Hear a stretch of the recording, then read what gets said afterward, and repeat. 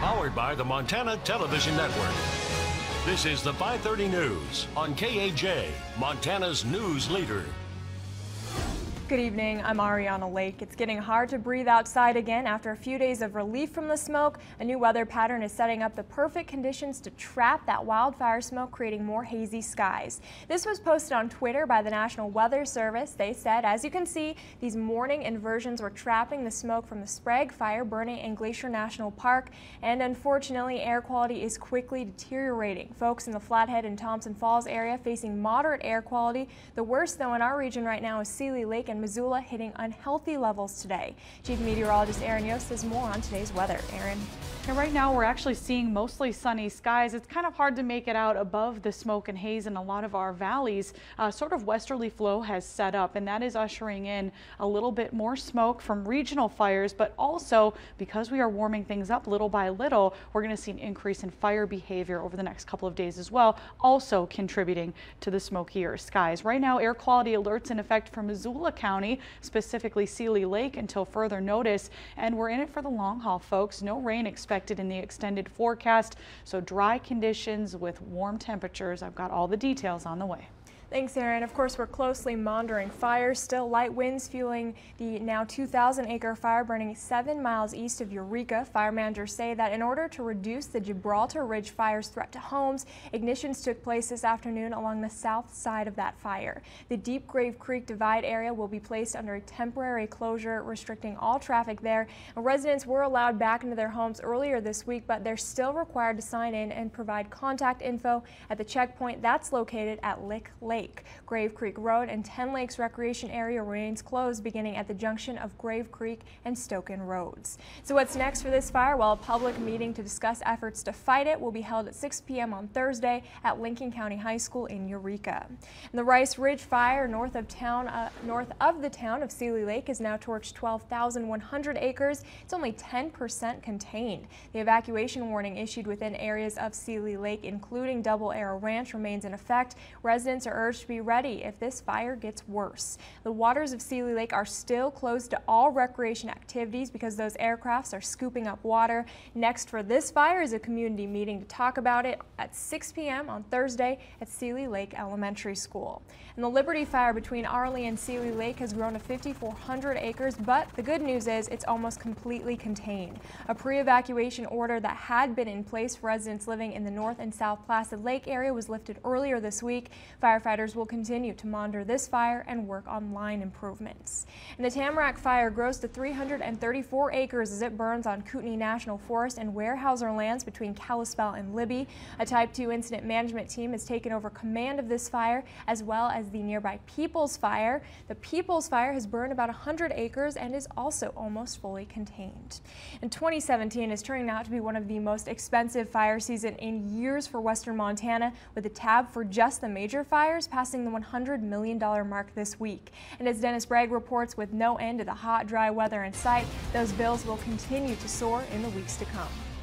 Fighting even a single large fire can cost millions of dollars, so you can imagine how much money is being spent to deal with the more than half a dozen major fires that have been burning in western Montana over the past month. And while firefighters have been able to get some containment, this summer's fires are burning in rugged, difficult terrain, which makes suppression even more expensive. That's largely because all the fires were sparked by lightning in July. The most expensive fire to date is also the largest, the Sapphire Complex burning above Rock Creek. The trio of fires has cost over $20 million so far, with over 500 personnel working the fires. The good news is containment is now over 42% of the 30,000-acre burn zone. The Sunrise Fire near Superior, which covers more than 21,000 acres, isn't far behind. The cost here is nearly $19 million, but nearly a third of the fire is surrounded. Number 3 on the list is the Myers Fire, which has scorched nearly 14,000 acres in Granite County, with more than $15 million being spent so far, with containment at just 5%. The Lolo Peak fire costs are also climbing rapidly, driven by the fact that aerial operations have been extensive, coupled with the cost of building some 30 miles of fire lines to try and keep the blaze corralled in the high country. $8.8 million have been spent last week. As of yesterday, the total is now just under $15 million.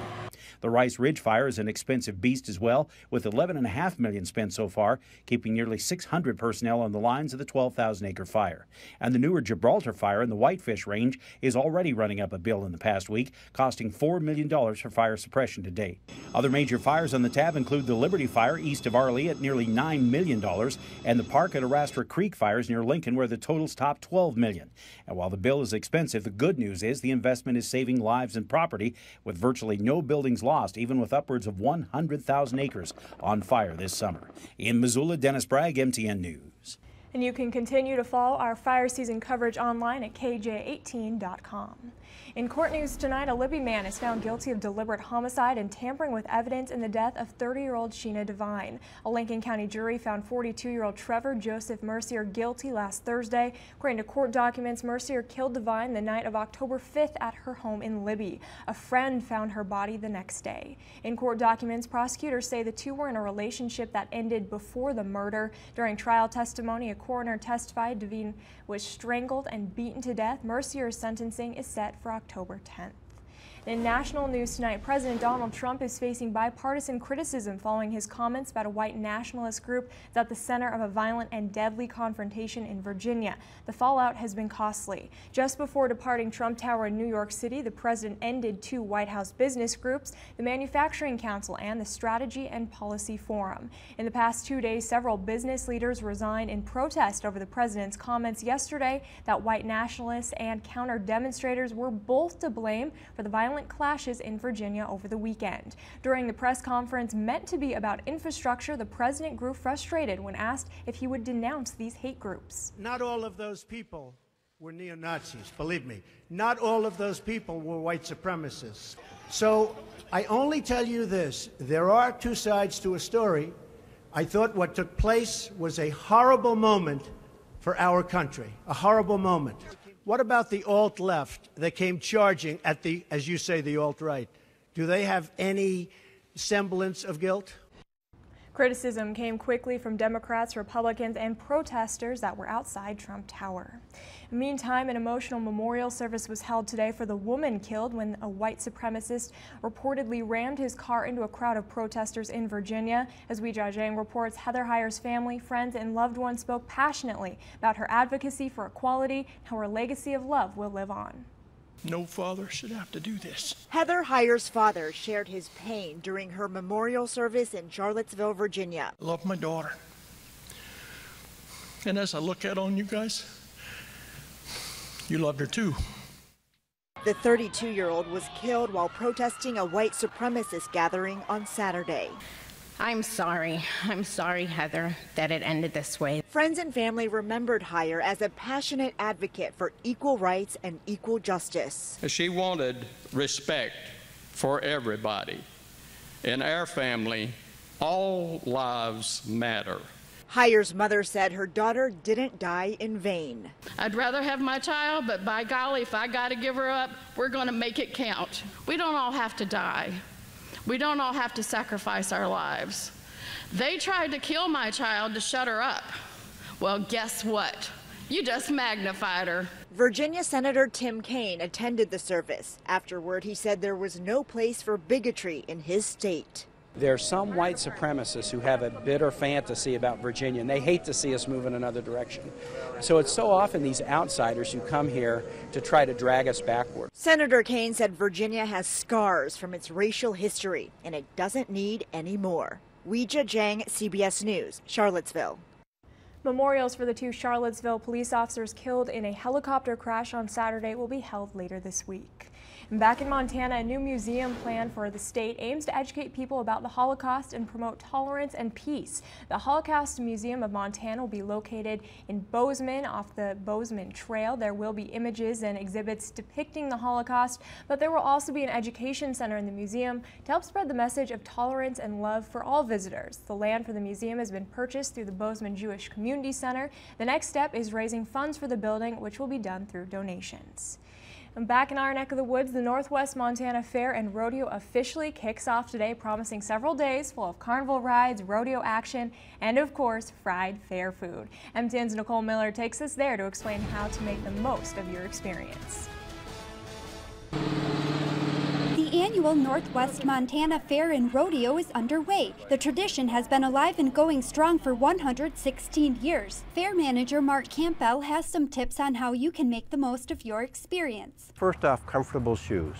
Yes, you can bring your water in or your Gatorades with you if you wish to. We want to have people stay hydrated, but we've provided as much shade as we can. Bring a good hat, bring a little sunscreen.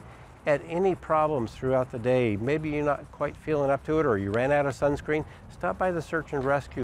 Flathead County Search and Rescue will be operating a first aid station, and Flathead County Sheriff's posse will be securing the grounds. They also have a few tips on how to stay safe. No smoking.